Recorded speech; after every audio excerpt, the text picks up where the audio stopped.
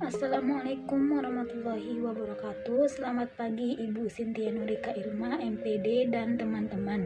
Puji syukur kehadiran Allah Subhanahu wa taala yang telah memberikan kita kesehatan sehingga kita bisa mengikuti diskusi online pada hari ini. Salawat serta salam tak lupa kepada Nabi Muhammad SAW. Di sini kami akan membahas topik tentang implikasi pendidikan abad 21. Kami dari kelompok 12 yang terdiri dari saya, Kartika Nurpratiwi sebagai moderator, Yoga Aditya sebagai pemateri pertama, Jumaroh Ristianingsi sebagai pemateri kedua, Retno Wulandari sebagai pemateri ketiga, dan Eva Oktavianasari sebagai pemateri keempat. Marilah kita simak materinya. Materi pertama akan disampaikan oleh Mas Yoga. Kepada Mas Yoga saya persilakan. Ya, terima kasih buat moderator. Saya akan membacakan materi yang pertama. Pendidikan abad 21. Kehidupan di abad ke-21 menuntut berbagai keterampilan yang harus dikuasai seseorang, sehingga diharapkan pendidikan dapat mempersiapkan siswa untuk menguasai berbagai keterampilan tersebut agar menjadi pribadi yang sukses dalam hidup. Keterampilan-keterampilan penting di abad ke-21 masih relevan dengan 4 pilar kehidupan yang mencakup learning to know, learning to do, learning to be, dan learning to live together. 4 prinsip tersebut masing-masing mengandung keterampilan khusus yang perlu dibudayakan dalam kegiatan belajar, seperti keterampilan berpikir kritis, pemecahan masalah, metakognisi, keterampilan berkomunikasi, berkolaborasi, inovasi dan kreasi, literasi informasi, dan berbagai keterampilan lainnya.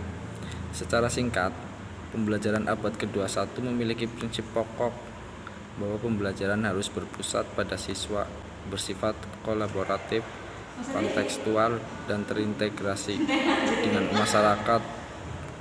Peran guru dalam melaksanakan pembelajaran abad ke-21 sangat penting, mewujudkan masa depan anak bangsa yang lebih baik.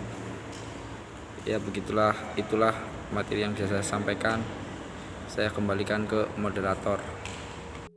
Terima kasih kepada Mas Yoga atas penyampaian materinya. Materi selanjutnya akan disampaikan oleh Mbak Jumaroh. Kepadanya saya persilahkan. Baik, saya akan melanjutkan materi selanjutnya, yaitu ada pengertian pendidikan. Menurut Ki Hajar Dewantara, pendidikan yaitu tuntutan di dalam hidup tumbuhnya anak-anak. Adapun maksudnya, pendidikan yaitu menuntun segala kekuatan kodrat yang ada pada anak-anak itu, agar mereka sebagai manusia dan sebagai anggota masyarakat dapatlah mencapai keselamatan kebahagiaan yang setinggi-tingginya. Menurut Undang-Undang Nomor 2 Tahun 1989, pendidikan adalah usaha sadar untuk menyiapkan peserta didik melalui kegiatan bimbingan, pengajaran, dan atau latihan bagi peranannya di masa yang akan datang. Selanjutnya yaitu ada pengertian implikasi.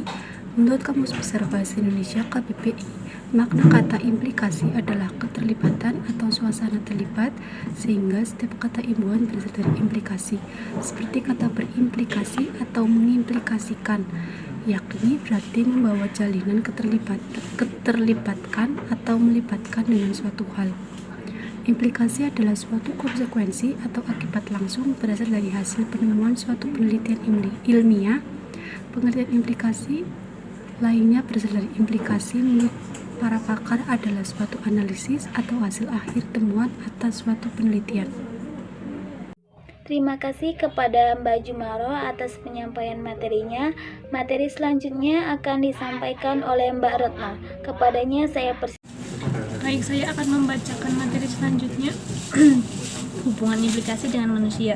Pendidikan mempunyai peranan yang sangat penting dalam keseluruhan aspek kehidupan manusia. Hal itu disebabkan karena pendidikan berpengaruh langsung terhadap perkembangan seluruh aspek kepribadian manusia, di mana pendidikan adalah sebuah proses yang bertujuan memanusiakan manusia yang sangat memerlukan pendidikan untuk kelangsungan hidupnya. Fungsi pendidikan adalah mengupayakan penumbuhan potensi dasar yang dimiliki anak didik memelihara, mengembangkan, serta meningkatkan budaya dan lingkungan, serta membantu manusia dalam mengoptimalkan hasil interaksi potensi yang dimilikinya dengan budaya yang berkembang sehingga tercipta kepribadian yang utama. Terima kasih kepada Mbak Retno atas penyampaian materinya.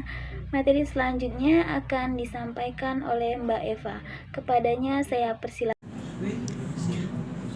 Baik, saya akan membacakan materi selanjutnya tentang jenis-jenis implikasi.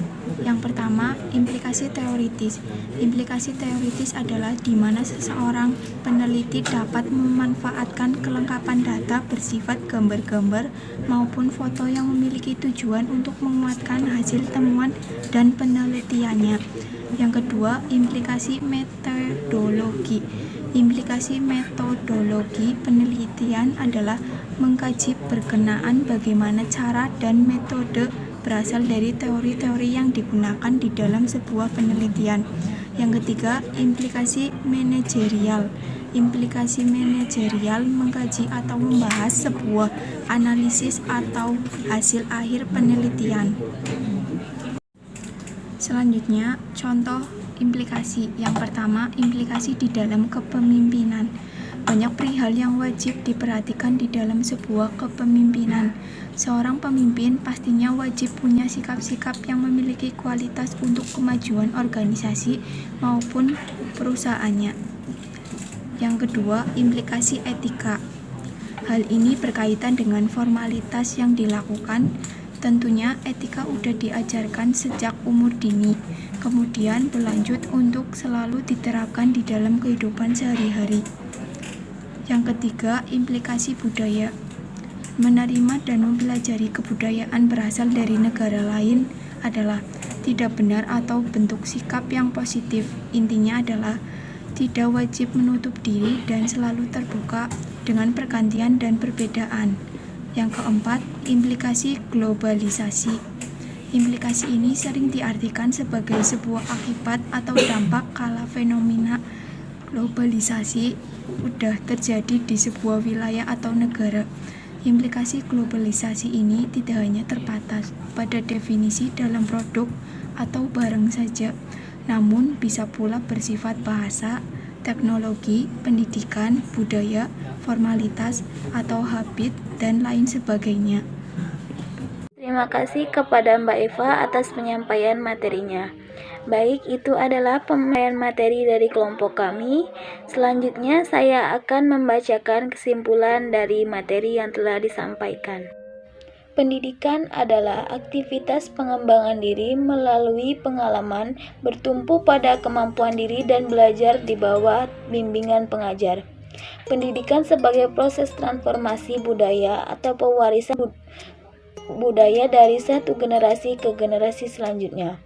Mengajar adalah perbuatan yang dilakukan pendidik pada anak didik sehingga terjadi proses belajar. Mendidik adalah gunaan proses mengajar sebagai sarana untuk mencapai tujuan pendidikan. Belajar adalah usaha anak didik untuk meningkatkan kemampuan. Demikian penyampaian materi dari kelompok kami. Bila ada kesalahan, kami mohon maaf. Terima kasih. Assalamualaikum warahmatullahi wabarakatuh.